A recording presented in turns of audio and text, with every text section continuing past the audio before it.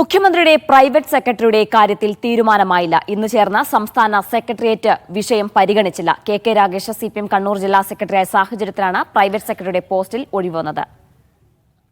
Safe സേനുലാബ്ദീനുണ്ട് വിശദാംശങ്ങളുമായി. Safe, എന്താണ് കൂടുതൽ വിവരങ്ങൾ?